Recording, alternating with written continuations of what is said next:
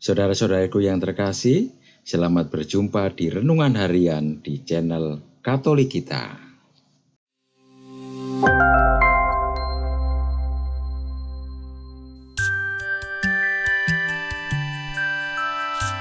Hari ini, Minggu, 18 Agustus 2024. Hari Raya Santa Perawan Maria diangkat ke surga.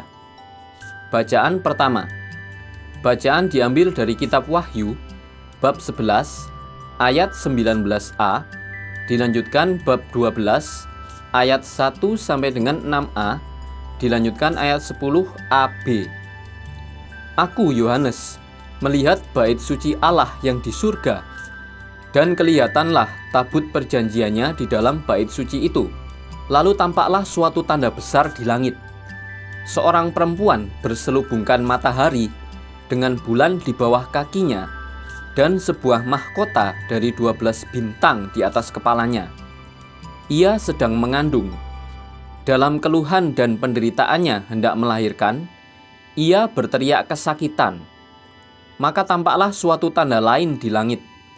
Seekor naga merah padam yang besar, berkepala 7 dan bertanduk 10, dan di atas kepalanya ada 7 mahkota. Ekornya menyapu sepertiga dari bintang-bintang di langit dan melemparkannya ke atas bumi. Naga itu berdiri di hadapan perempuan yang hendak melahirkan itu untuk menelan anaknya, segera sesudah perempuan itu melahirkannya. Dan perempuan itu melahirkan seorang anak laki-laki yang akan menggembalakan semua bangsa dengan gada besi. Tetapi tiba-tiba anak itu direnggut dan dibawa lari kepada Allah dan ke hadapan tahtanya. Lalu perempuan itu lari ke padang gurun, di mana Allah telah menyediakan suatu tempat baginya. Kemudian aku mendengar suara yang nyaring di surga. Sekarang telah tiba kekuasaan Dia yang diurapi Allah. Sebab para pendakwa yang siang malam mendakwa saudara-saudara kita di hadapan Allah telah dilemparkan ke bawah. Demikianlah sabda Tuhan. Syukur kepada Allah. Bacaan kedua. Bacaan diambil dari surat pertama Rasul Paulus kepada jemaat di Korintus, bab 15, ayat 20 sampai dengan 26. Saudara-saudara, Kristus telah dibangkitkan dari antara orang mati sebagai yang sulung dari orang-orang yang telah meninggal. Sebab sama seperti maut datang karena satu orang manusia, demikian juga kebangkitan orang mati datang karena satu orang manusia. Karena sama seperti semua orang mati dalam persekutuan dengan Adam, demikian pula semua orang akan dihidupkan kembali dalam persekutuan dengan Kristus. Tetapi tiap-tiap orang menurut urutannya. Kristus sebagai buah sulung, sesudah itu mereka yang menjadi miliknya pada waktu kedatangannya. Kemudian tibalah kesudahan, yaitu bila mana Kristus menyerahkan kerajaan kepada Allah Bapa, sesudah Ia membinasakan segala pemerintahan, kekuasaan dan kekuatan. Karena Kristus harus memegang pemerintahan sebagai raja, sampai Allah meletakkan semua musuhnya di bawah kakinya. Musuh terakhir yang Ia binasakan ialah maut. Demikianlah sabda Tuhan. Syukur kepada Allah. Bacaan diambil dari Injil Lukas, bab 1, ayat 39 sampai dengan ayat 56. Beberapa hari sesudah kedatangan malaikat Tuhan, berangkatlah Maria dan bergegas menuju sebuah kota di pegunungan Yehuda. Lalu ia masuk ke rumah Zakaria dan memberi salam kepada Elisabet. Ketika Elisabet mendengar salam Maria, melonjaklah anak yang di dalam rahimnya, dan Elisabet pun penuh dengan Roh Kudus.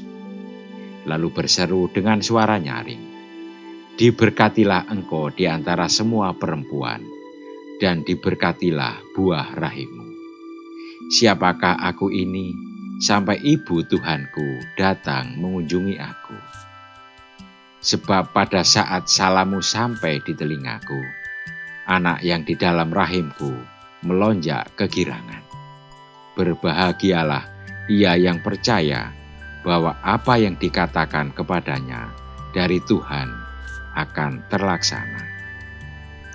Lalu kata Maria, "Jiwaku memuliakan Tuhan, dan hatiku bergembira karena Allah, Juru Selamatku. Sebab ia telah memperhatikan kerendahan hamba-Nya. Mulai dari sekarang, segala keturunan akan menyebut aku berbahagia.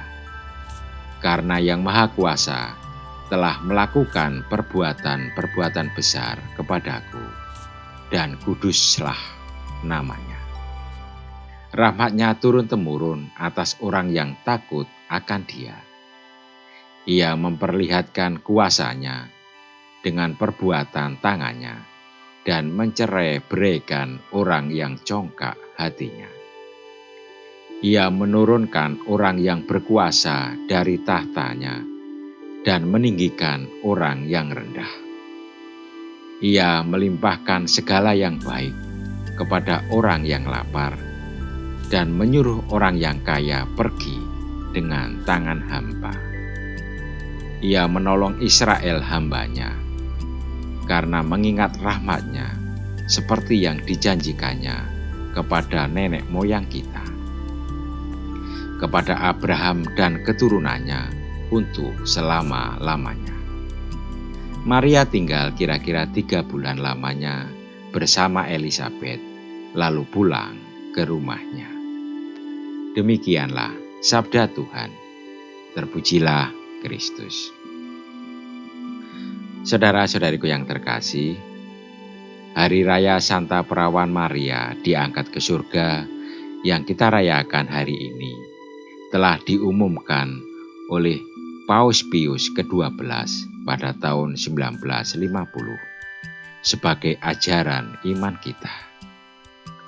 Sesungguhnya ajaran yang secara resmi diumumkan oleh Paus ini bukanlah suatu ajaran baru, sebab sudah berabad-abad diperingati dan diteruskan dalam tradisi gereja. Paus Pius ke-12 berkata, "Adalah suatu kebenaran iman yang diwahyukan oleh Allah bahwa Maria sebagai Bunda Allah yang selalu perawan sesudah menempuh hidupnya di dunia telah diangkat ke kemuliaan surgawi." Konsili Vatikan kedua dalam dokumennya tentang gereja meneguhkan lagi ajaran tentang Maria tersebut. Perawan tak bernoda, yaitu Maria, yang tidak pernah terkena oleh segala cemar dosa asal sesudah menyampaikan perjalanan hidupnya di dunia, telah diangkat menjadi kemuliaan di surga beserta badan dan jiwanya. Ia telah ditinggikan oleh Tuhan sebagai Ratu alam semesta, supaya secara lebih penuh menyerupai putranya. Tuan di atas segala tuan, yang telah mengalahkan dosa dan maut. Maria yang diangkat ke surga menjadi teladan bagi kehidupan umat beriman. Bunda Maria mendapat tempat di hati setiap orang beriman dan penghormatan secara istimewa lewat ungkapan-ungkapan atau lagu-lagu liturgi maupun lagu-lagu pop rohani. Dia menjadi teladan hidup kita sebagai umat Katolik. Mengapa?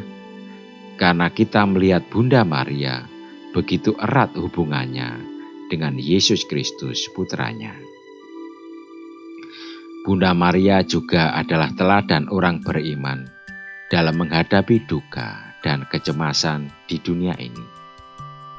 Ia seringkali sedih dan berduka ketika dengan mata telanjang melihat putranya disiksa dan dipaku pada palang salib.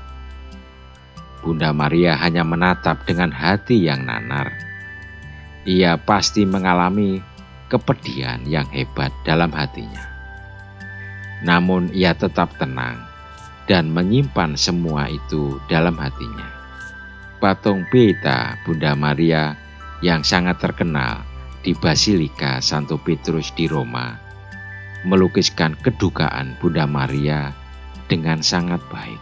Di patung itu terlihat Bunda Maria sebagai seorang ibu yang dengan kepedihan memangku putranya yang wafat demi menebus dosa-dosa kita, umat manusia.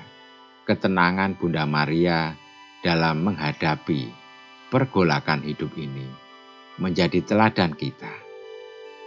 Ia tidak frontal, ia tidak bersumpah serapah kepada Tuhan karena seolah-olah membiarkan itu terjadi padanya. Namun Bunda Maria di tengah situasi hidup yang pelik dan mengitirkan tetap berpasrah pada Tuhan. Ia tetap berpegang teguh pada janji Tuhan bahwa segala keturunannya akan menyebutnya berbahagia karena Yang Maha Kuasa telah melakukan perbuatan-perbuatan besar kepadanya. Marilah kita berdoa. Tuhan, bantulah kami agar mampu mengikuti keteladanan Bunda Maria, sehingga kelak kami pun bisa diangkat ke surga. Amin. Saudara-saudariku yang terkasih, terima kasih atas kebersamaannya di dalam renungan harian ini. Kita akan berjumpa kembali di renungan harian berikutnya. Berkah dalam.